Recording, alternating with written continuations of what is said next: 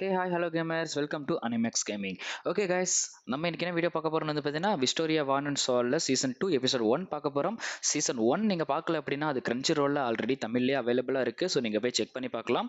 But season 2 தமிழ்ல இல்ல, மற்ற லாங்குவேஜ்ல தான் இருக்கு. இப்போதைக்கு ஜாப்பனீஸ்ல தான் ரிலீஸ் பண்ணியிருக்கானுங்க. ஸோ அதனால தான் நான் வந்து பார்த்தீங்கன்னா எக்ஸ்பிளைன் பண்ணலாம்னு சொல்லி எடுத்திருக்கேன்.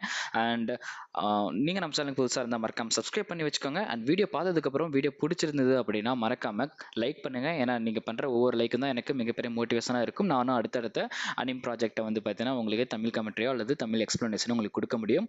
ஓகே ஃப்ரெண்ட்ஸ், இப்போ வாங்க நம்ம இந்த ஃபர்ஸ்ட் எபிசோடுக்குள்ளே போகலாம்.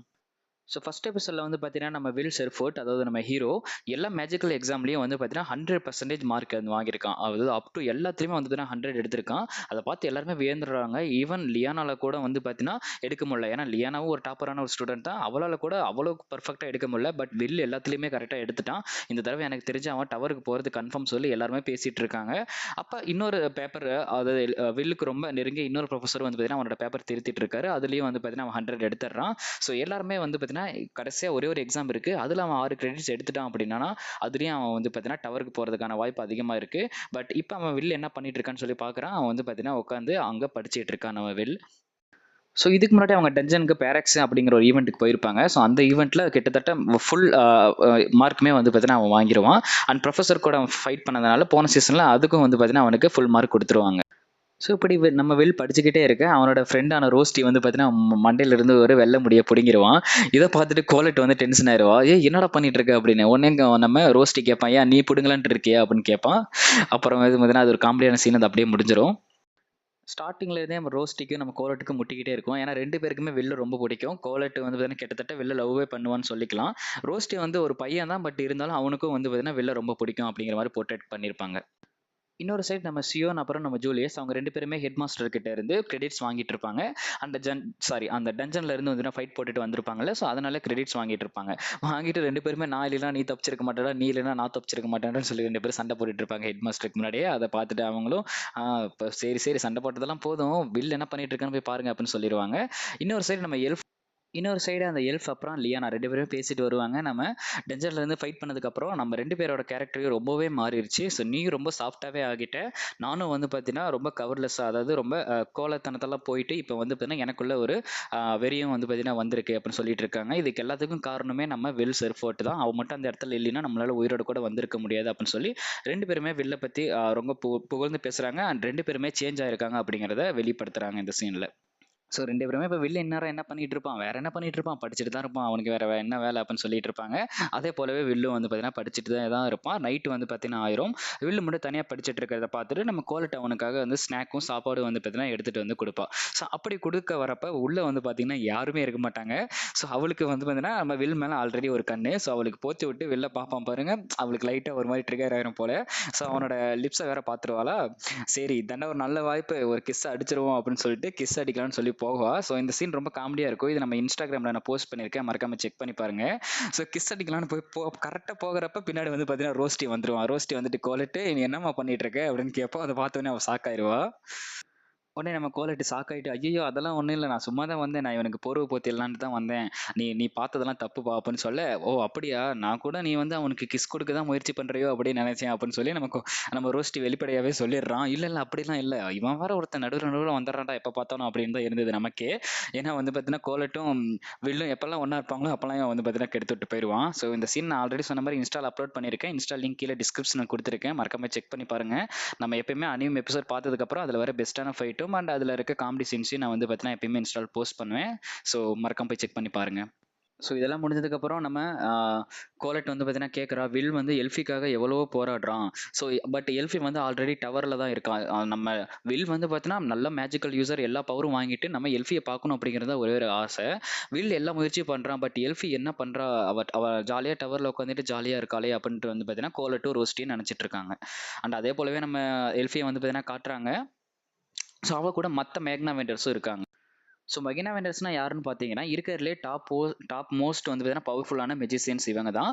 ஸோ சில பேர் ஸ்டூடெண்ட்டாக இருக்கிறப்பயே மேக்னா வெண்டர்ஸ் ஆயிடுவாங்க. சில பேர் அகாடமியில் படித்து அதில் சிறந்து நல்ல மார்க் எடுத்தால் தான் இந்த டவருக்குள்ளேயே அலோவ் பண்ணுவாங்க அவங்கள. நம்ம வில் இவ்வளோ பார்க்குறதுல தான் ரொம்ப போராடிட்டு இருக்கான். இத்தனைக்கும் நம்ம வில் கிட்ட மேஜிக்கல் பவரே கிடையாது. பட் அவளோட ஆளை பார்க்கணும் அப்படிங்கிறது தான் அவனுக்கு ஒரு குறிக்கோள். அவள் ஆளுக்கும் அதுவே தெரியும். ஃபர்ஸ்ட் சீசனில் 2 பேருக்குமே ஒரு மாதிரி லவ் இருக்கிறத நல்லா காமிச்சிருப்பாங்க. நம்ம எல்ஃபியும் வந்து பார்த்தீங்கன்னா வில் டவருக்கு வருவான்னு சொல்லி ரொம்ப நேரமாக காத்துட்டே இருப்பா. அது ரொம்ப நாளாக காத்துட்டே இருப்பா. இப்படி போயிட்டு இருக்க அடுத்த நாள் வந்து பாத்தீங்கன்னா ஒரு ஃபெஸ்டிவல் ஆரம்பிக்குதுன்னு சொல்றாங்க. டெர்மினேலியா ஃபெஸ்டிவல் அப்படின்னு சொல்றாங்க. இது இந்த சைடு போயிட்டு இருக்கு. இன்னொரு சைடு நம்ம வில்லோட அடுத்த எக்ஸாமும் ஆரம்பிக்குது. அந்த கடைசி எக்ஸாம் நடத்துறது நம்ம எட்வர்ட் ப்ரொஃபஸர் தான். இவருக்கும் வில்லுக்கும் ஆல்ரெடி முட்டிக்கிட்டு தான் இருக்கும். ஏன்னா இவருக்கு வந்து பார்த்தீங்கன்னா மெஜிசியன்ஸால மட்டும் தான் டவருக்கு போகணும் அப்படிங்கிற ஒரு ஆசை. மெஜிசியன்ஸால மட்டும் தான் டவருக்கும் போக முடியும். இந்த உலகமே மேஜிக்கலால ஆனது. பட் மேஜிக்கல் இல்லாத ஒருத்தன் எப்படி அந்த டவருக்குள்ள போவோம் அப்படிங்கிறது ஒரு ஆசை தான். ஸோ அந்த கடுப்பெல்லாம் இவர் வந்து வேற மனசுல வச்சுக்கிட்டு அவர் வந்து பார்த்தீங்கன்னா இந்த எக்ஸாம் நடத்திட்டு இருப்பாரு. இந்த எக்ஸாம்ல கொடுக்க போற ஒரே ஒரு கேள்வி தான் நான் உங்களுக்கு கொடுக்க போறேன். அந்த ஒரு கேள்விக்கு நீங்க கரெக்டான பதில் சொல்லிட்டீங்க அப்படின்னா உங்களுக்கு 6 பாயிண்ட் இலவசமா வழங்கப்படும் அப்படின்னு வந்து பார்த்தீங்கன்னா சொல்லிடுறாரு. ஸோ எல்லாத்துக்கும் கொஸ்டின் பேப்பர்லும் போயிருது. அந்த ஒரு கேள்வி என்னடா அப்படின்னு கேட்டிங்கன்னா மேஜிக்னா என்ன அப்படிங்கிறது தான் அந்த கேள்வியே. ஸோ மேஜிக்கே இல்லாத நம்ம வில் எப்படி அந்த கேள்விக்கு ஆன்சர் பண்ணுவான் அப்படிங்கிறத அவன் ஃப்ரெண்ட்ஸ் எல்லாருமே வந்து பார்த்தீங்கன்னா ரொம்ப பயப்படுறாங்க. ஏன்னா அவன் ஃப்ரெண்ட்ஸுக்கும் வந்து பார்த்தீங்கன்னா அவன் எப்படியாவது டவருக்கு போகணும், அவனோட ஆசை நிறைவேறணும் அப்படிங்கிறது ஆசையே. பட் வந்து பார்த்தீங்கன்னா அவங்களுக்கு அந்த ஆன்சர் தெரியும். ஏன்னா அவங்களால மேஜிக் வந்து பார்த்தீங்கன்னா யூஸ் பண்ண முடியும். ஸோ அதனால மேஜிக்னா என்ன அப்படிங்கிறது நிறைய பேர் வந்து பார்த்தீங்கன்னா கெஸ் பண்ணி எழுத ஆரம்பிக்கிறாங்க. அதே சமயத்தில் அவங்களுக்கு சாக்காவும் இருக்கு. இந்த கேள்விக்கு எப்படி அவன் பதில் சொல்ல போறான் அப்படின்னு. நம்ம வில் அந்த கேள்வியை பார்க்குறான். அவனுக்கு கேள்வியை பார்த்த உடனே என்னால் இந்த கேள்விக்கு எப்படி ஆன்சர் பண்ண முடியும், எனக்கு மேஜிக்னா என்னன்னே தெரியாது. நோட் புக்கில் இல்லைன்னா தியரிஸில் இருக்க வேற எந்த கேள்வி கேட்டிருந்தாலும் என்னால் பதில் சொல்லியிருக்க முடியும். பட் இந்த கேள்விக்கு நான் எப்படி பதில் சொல்ல போறேன் அப்படின்னு சொல்லிட்டு ஒரே மாதிரி ஷாக் ஆயிடுவான். என்னதான் வெக்ஸ் ஆனாலும் டப்புன்னு வந்து பார்த்தீங்கன்னா அவனோட மெமரிஸ்க்கு எல்ஃபியாவோட ஃபேஸ் வரும். உடனே அவன் மேஜிக்னா என்ன அப்படின்னு சொல்லி எழுத ஆரம்பிப்பான். என்னை பொறுத்த வரைக்கும் மேஜிக்னா ஒரு ஆஸ்பிரேஷன். மேஜிக்னா என்னால் அடைய முடியாத ஒரு மிகப்பெரிய ஒரு அழகான ஒரு கொடூரமான ஒரு பவர் அப்படி சொல்ல மாட்டான். லைக் ஒரு பவர் கொடூரமானு சொல்ல மாட்டான். பட் ஒரு அவனால் அடைய முடியல இல்லையா. ஸோ அது ஒரு அழகான அண்ட் ஒரு விதமான ஒரு பவர். என்னதான் இருந்தாலும் இந்த உலகத்தில் மேஜிக்கை விட நீங்கள் வந்து பார்த்தீங்கன்னா கிவ் அப் பண்ணல அப்படின்னா இந்த உலகத்தில் மேஜிக்கை விட பவர்ஃபுல்லான ஒரு விஷயம் இருக்கு. ஸோ என்னை பொறுத்த வரைக்கும் மேஜிக் அப்படின்னா அப்படின்னு சொல்லிட்டு அப்படியே நிறுத்திடுவான். அதுக்கப்புறம் தான் வந்து பார்த்தீங்கன்னா நம்ம எட்வர்ட் ப்ரொஃபஸர் வந்து பார்த்தீங்கன்னா இன்னொரு ப்ரொஃபஸர் அவர் வந்து பார்த்தீங்கன்னா நம்ம வில்க்கு ரொம்ப சப்போர்ட்ஃபுல்லாக இருப்பார். அவர் வந்து பார்த்தீங்கன்னா நம்ம எட்வர்ட் ப்ரொஃபஸரை திட்ட ஆரம்பிப்பார். என்னடா கேள்வி கேட்டிருக்க, நீ இந்த கேள்வியை வந்து ஒருத்தனை நோக்கி பாயப்பட்ட கேள்வி மாதிரியே இருக்கு அப்படின்னு சொல்ல உடனே நம்ம எட்வர்டும் ஆமா நான் அவனுக்காக தான் இந்த கேள்வியை உருவாக்கினேன். மேஜிக்கே இல்லாத ஒருத்தனால கண்டிப்பாக மேக்னா வெண்டராக ஆக முடியாது. அவன் அப்படியே மேக்னா வெண்டராக ஆனாலும் அந்த டவரில் அவனுக்கு எந்த விதமான வேலையும் கிடையாது அப்படின்னு வந்து பார்த்தீங்கன்னா சொல்லிடுவான். ஸோ நம்ம வில் சர்ஃபோர்ட் வந்து பார்த்தீங்கன்னா எக்ஸாமில் குவாலிஃபை ஆக மாட்டான், டிஸ்குவாலிஃபை ஆகிடுவான். ஸோ இப்போ வந்து பார்த்தீங்கன்னா நீங்கள் பண்ண வேண்டிய வேலை. ஸோ இது வரைக்கும் எக்ஸ்பிளைன் பண்ணது உங்களுக்கு புரிஞ்சதுன்னா மறக்காம கீழே கமெண்ட் பண்ணுங்க. அண்ட் வேறு ஏதாவது குறைகள் இருந்தால் உங்களுக்கு கமெண்ட் பண்ணுங்க. என்னோட அடுத்தடுத்த வீடியோவில் நான் திருத்திக்கிறேன். அண்ட் நான் இந்த எபிசோடுக்கு 4 ஸ்டார் ரேட்டிங் கொடுக்குறேன். நீங்கள் எத்தனை ஸ்டார் ரேட்டிங் கொடுப்பீங்கன்னு மறக்காம கீழே கமெண்ட் பண்ணுங்க. அதை மற்றவங்க பார்த்து தெரிஞ்சுக்கிட்டோம். டிஸ்குவாலிஃபை ஆன நம்ம வில் வந்து பார்த்தீங்கன்னா ஒரு பார்க்கில் உட்காந்து யோசிச்சுக்கிட்டு இருப்பான். அப்போ தான் நம்ம ரோஸ்டி வந்து பார்த்தீங்கன்னா வருவான். ஸோ ரோஸ்டி வந்து ரொம்ப க்ளோஸான ஃப்ரெண்டு. ஈவன் 2 பேரும் ரூம்மேட். அதாவது 2 பேரும் ஹாஸ்டலில் தான் இருப்பாங்க. 2 பேரும் ரூம்மேட்னு கூட நீங்கள் வச்சுக்கலாம். ஸோ வந்துட்டு இங்கே என்னப்பா பண்ணிட்டு இருக்க அப்படின்னு கேட்க நம்ம வில் வந்து சொல்லுவான், எதனால் ப்ரொஃபஸர் எட்வர்ட் இவ்வளோ மீனாக இருக்காரு, ஸோ எதனால் அவருக்கு என்னை பிடிக்கவே பிடிக்காது, அவருக்கு எதனால் இப்படி இருக்காரு, என்கிட்ட மேஜிக் இல்லை அப்படிங்கிறதுக்காக அவர் என்ன வேணால் பண்ணுவாரா, என்னோட 6 வருஷம் உழைப்பு நான் இனிமேல் எப்படி நான் எல்ஃபியை பார்க்க போவேன், என்னால் எப்படி இந்த டவருக்கு போக முடியும் அப்படின்னு சொல்லி ரொம்ப அழுக ஆரம்பிக்கிறான். அந்த சமயத்தில் அவன் ரோஸ்டி என்னால் எதுவுமே சொல்ல முடியாதுப்பா, என்னால் சொல்ல வேண்டிய ஒரே ஒரு விஷயம் உனக்காக நான் இருக்கேன் அப்படிங்கிறது மட்டும்தான் அப்படின்னு சொல்ல ஆரம்பிக்கிறாங்க. மற்ற மேக்னா வெண்டர்ஸ் எல்லாருமே மற்ற மெஜிசியன்ஸ் எல்லாமே டாப் 4 மெஜிசியன்ஸ் இந்த அகாடமி அவங்க எல்லாருமே நம்ம வில்ல வந்து பார்த்தீங்கன்னா தேடிட்டு இருக்காங்க. அப்போ ஜூலிஸ் மட்டும் ரொம்ப வில்ல நம்ம ரொம்ப தொலைகுறவாக பேச நம்ம எல்ஃபி மட்டும் வந்து பார்த்தீங்கன்னா அவனை டிஃபெண்ட் பண்ணுறான். ஸோ அதுக்கப்புறம் 4 பேருமே சேர்ந்து அவனை எப்படியே தேடி கண்டுபிடிக்கணும்னு பேசிட்டு இருக்கப்பவே வில்லோட ப்ரொஃபஸர் வந்து பார்த்தீங்கன்னா வராரு. நீங்கள் எதுவும் கவலைப்படாதீங்க, நான் வில்லுக்காக போகிறேன், நாளைக்கு வந்து பார்த்தீங்கன்னா ஒரு முக்கியமான நாள்னு வந்து பார்த்தீங்கன்னா சொல்கிறாரு. அது போலவே ஈவினிங் ஆகுது. ஸோ நாளைக்குன்னு அவர் சொன்னது நாளைக்கு வந்து நியூ இயர் தான். ஸோ இன்னைக்கு வந்து நியூ இயர் ஈவினிங் அப்படிங்கிறனால ஒரு ஃபெஸ்டிவல் ஸ்டார்ட் ஆகுது. நான் ஆல்ரெடி சொன்ன மாதிரி இந்த ஃபெஸ்டிவல் பேர் தான் டெர்மினேலியா ஃபெஸ்டிவல். ஸோ இதோட குறிக்கோள் என்ன அப்படின்னா, ஸோ இது டவர் இருக்குல்ல, ஸோ இந்த டவருக்கு மேலே ஒரு பேரியர் ப்ரொடெக்ட் பண்ணிட்டு இருக்கும். அதாவது ஸ்கையை யாருக்கிட்ட இருந்துன்னு கேட்டிங்கன்னா ஒரு டார்க்னஸ்ன்னு சொல்கிறாங்க. 400 வருஷத்துக்கு முன்னாடி வந்து பார்த்தீங்கன்னா டார்க்னஸ் இந்த உலகத்தை ஆக்கிரமிச்சிட்டு இருக்கப்ப மிகப்பெரிய மெஜிஷியன்ஸான ஒரு 4 பேர் வந்து பார்த்தீங்கன்னா இந்த ஒரு பேரியரை உருவாக்குனாங்க. இது வந்து 400 வருஷத்துக்கு முன்னாடி நடந்திருக்கு. ஸோ யோசிச்சுக்கோங்க, இன்னும் நமக்கு அந்த பேரியருக்கு பின்னாடி என்னென்ன இருக்குன்னு நமக்கு இது வரைக்கும் தெரியல. ஸோ இந்த பேரியர் வந்து கொஞ்சம் கொஞ்சமாக அழிஞ்சிக்கிட்டே வரும். அதை ஒவ்வொரு இயரும் வந்து பார்த்தீங்கன்னா அதை புதுப்பிச்சுட்டே இருப்பாங்க, அதை நியூ பண்ணிகிட்டே இருப்பாங்க புது மெஜிஷியன்ஸ்னால. ஸோ இந்த டவர்ல இருக்க அந்த ஒரு 4 மேக்னா வெண்டர்ஸ் தான் வந்து பார்த்தீங்கன்னா, இந்த பேரியர மறுபடியும் புதுப்பிப்பாங்க. ஒவ்வொரு வருஷமும் இந்த பேரியர் உடைஞ்சுக்கிட்டே வரும். ஸோ அதனால தான் இந்த டவர்ல மட்டுமே அந்த ஒரு 4 பவர்ஃபுல்லான மெஜிஷியன்ஸ் இருக்காங்க. அந்த டவருக்கு போணும் அப்படின்னு சொல்லிட்டு எல்லா ஸ்டூடண்ட்ஸும் ரொம்ப பாடுபட்டுட்டு இருக்காங்க. ஈவன் நம்ம வில் கூட அந்த டவருக்கு போனா தான் அவனோட ஆளான எல்ஃபியவே பார்க்க முடியும். ஸோ அதனால அவனும் பாடுபட்டுட்டு இருக்கான். ஸோ அந்த ஒரு ஃபெஸ்டிவல் தான் இப்ப நடக்குது. இதுவரைக்கும் நமக்கும் என்ன அந்த பேரியருக்கு பின்னாடி என்ன இருக்கு அப்படிங்கிறது தெரிவிக்கல. ஸோ இந்த நாள்ல தான் நம்ம வில்லும் வந்து பார்த்தீங்கன்னா ஃபெயில் ஆயிருக்கான். அவனால இந்த டவருக்குள்ளேயும் போக முடியல. ஸோ ஒவ்வொரு நியூ இயர் அப்பையும் நான் ஆல்ரெடி சொன்ன மாதிரி இந்த டவரில் இருக்க 4 மெஜிசியன்ஸ் மேக்னா வெண்டர்ஸ்னு சொல்லப்படுற அந்த 4 மெக்னீசியன்ஸ் இந்த டவரை வந்து பார்த்தீங்கன்னா சாரி இந்த பேரியரை புதுப்பிப்பாங்க.